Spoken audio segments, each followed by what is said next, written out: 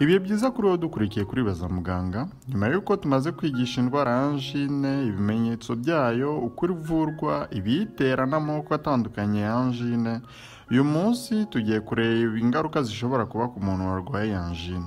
Izi ngaruka ni ingaruka zikomeye, akaba ari nayo mpamvu muri video twigishije indwara ya angine twavuze ko atari byiza kujya kwivuza ukoresheje imiti igabanya umuriro, igabanya ububabare n'indi miti itandukanye, kuko izi ngaruka za angine ni ingaruka zikomeye cyane zishobora kwangiza ubuzima bwawe, zikaba zanatuma upfa mu buryo butunguranye.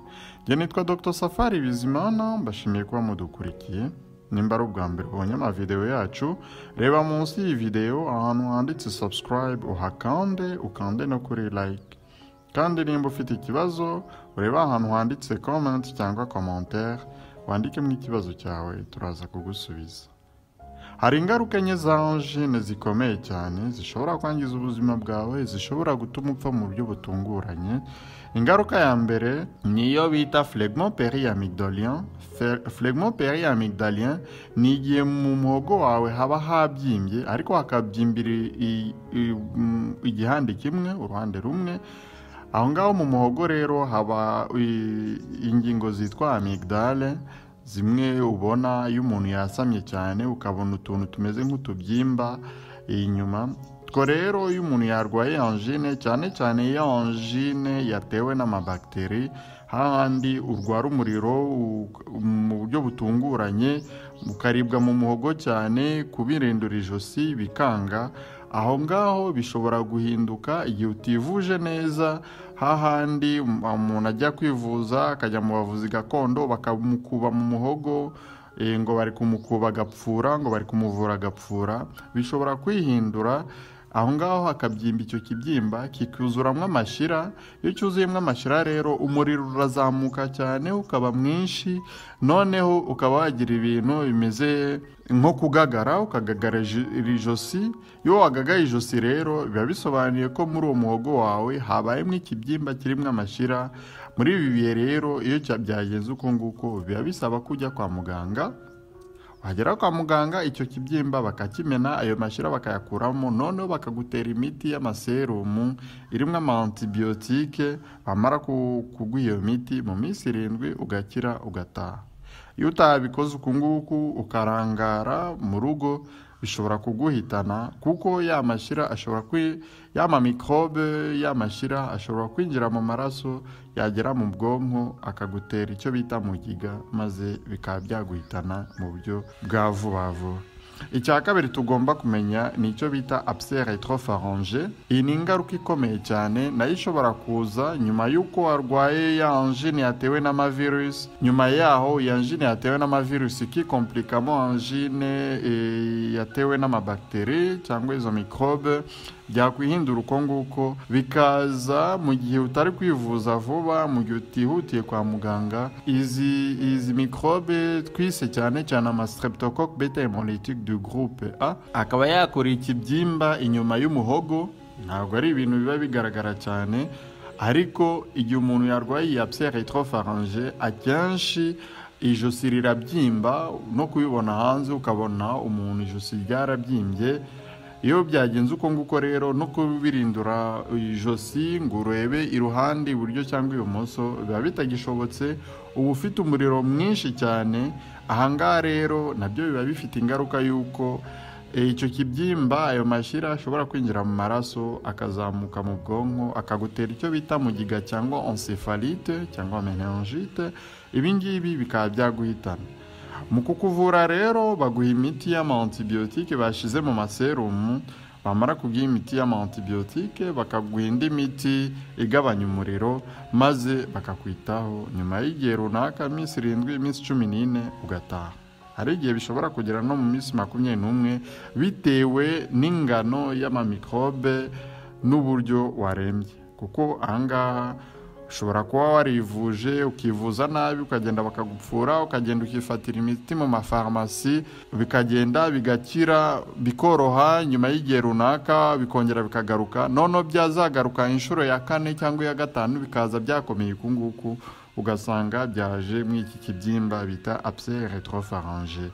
icya gatatu tugomba kumenya nicyo bita cellulite cervicale extensive. Cellulite cervicale extensive ni igihe mu muhogo hose hajwemo utubyimba twinshi ariko tutagaragara, ku buryo guhindura umuhogo bikunanira, guhumeka bikanga kuko utwo tubyimba tuba twazibije inzira y'ubuhumekero, kumira bikanga, ku buryo mu masaha atarenze 6 batakuvuye ushobora gupfa. Ibi ngibi rero iyo warwaye cellulite cervicale extensive biba byihutirwa cyane, kubera ko inzira z'ubuhumekero zose ziba zazibye, kandi cellulite extensive yo ibyimba mu buryo butunguranye, ku buryo mu gihe cy'isaha cyangwa amasaha 2 biba byabyimbye bikazibya imiyoboro y'ubuhumekero, imiyoboro y'igogora cyangwa kumira, maze ibyo byose bikanga. Mu byo bwo kukuvura rero biba byihutirwa nk'uko tubivuze. Nimba ufite umwana wagize icyo kibazo, umugabo wawe, umugore wawe cyangwa inshuti yagize icyo kibazo mu buryo butunguranye, afite umuriro mwinshi, guhumeka byanze, uri kubona n'igogora biri kwanga, kubirindura ijosi biri kwanga, ushobora kumenya ko afite iki kibazo, ukaba wamwihutisha kwa muganga cyangwa ugahamagara ambulance.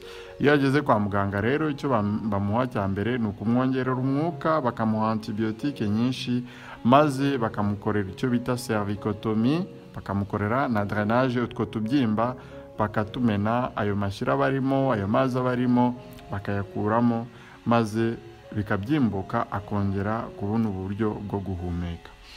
Icya kane, ingaruka ya kane ikomeye dukunze guhura nayo umunsi ku munsi kandi za buhoro buhoro, ni iyo bita syndrome post-streptococcique. Iyi syndrome post-streptococcique ni ibimenyetso bitandukanye biza ku muntu wivuje nabi indwara ya angine. Ibimenyetso bishobora kuza nyuma y'imyaka 5, nyuma y'imyaka 20, ariko bikaza bikomeye cyane.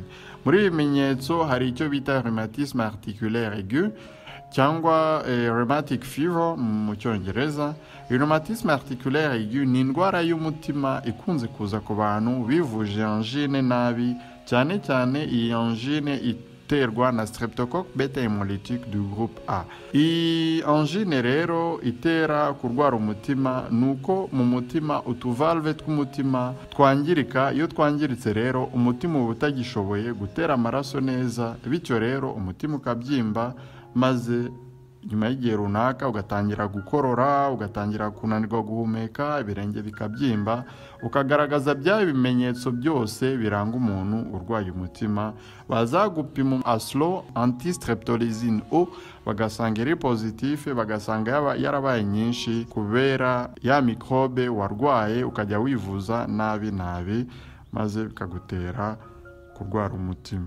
Icya kabiri tukwiye kumenya muri ingaruka ya syndrome post-streptococcique ni ukugwara impyiko. Iyi streptococcus beta hemolytique ikora imisemburo yitwa streptolysine. Iyi streptolysine rero ni igenda ikangiza za mpyiko zawe, maze ukarwara icyo bita glomerulonephrite. Glomerulonephrite ni igihe utunyangingo two mu mpyiko twangiritse. Utwo tunyangingo nitwo tuba dushinzwe kuyungurura imyanda, kuyungurura amaraso, ukuramo imyanda, ukuramo amazi adakenewe n'ibindi byose biba bidakenewe. Iyi rero ishobora kuza nyuma y'imyaka 5, nyuma y'imyaka 10. Tuvuge wigeze kurwara angine mu buryo butandukanye ukiri muto, ugifite imyaka 10, wagera ku myaka 20 ugasanga urwaye impyiko mu buryo butunguranye, nta kintu kidasanzwe wigeze ukora, nta zindi ndwara zidasanzwe, bazajya kugupima bagasanga wararwaye iyo angine. Bazapima mo anticorps bita anticorps antistreptolysine O, bagasanga ari positif, maze bikagaragaza ko ibyo byose byatewe n'izi angine. Ikindi tugomba kumenya nuko iyi syndrome post-streptococcique cyangwa ingaruka ya kane ishobora guterwa na angine ishobora kuza ari mu mavi. Umuntu akamera nk'umuntu urwaye rubagimpande, mu mavi yawe hakajya hazamwe amazi, mu ngingo zawe kunanura ingingo, kugenda ku musozi bikanga. Bazagupima bagasanga iyo anticorps antistreptolysine O iri positif, biba bisobanuye ko wigeze kurwara angine akenshi wivuza nabi. Ibi byose bikaba byarakugizeho ingaruka z'indwara zimeze nka rubagimpande. ikindi cya nyuma tugomba kumenya muri syndrome post streptococcique ni umuntu urwara ibintu bimeze nk'igicuri ukajya ugagara rimwe na rimwe ukajya ukora amageste nk'umuntu wangiritse mu mutwe nk'umuntu wigeze kuba debile. Ibi ngibi bikaba byaterwa nuko izi anticorps antistreptolysine O zagiye mu bwonko bwawe zikangiza utwonyangingo two mu bwonko maze ukarwara ibibazo. Tukaba tubashimiye ko mwadukurikiye, tubibutsa gukanda kuri subscribe nimba ari ubwa mbere mubonye amavideo yacu, ukande kuri like, kandi nimba ufite ikibazo reba munsi y'iyi video ahantu handitse commentaire cyangwa comment uhandike ikibazo cyawe turagusubiza nawe ubutaha. Bye.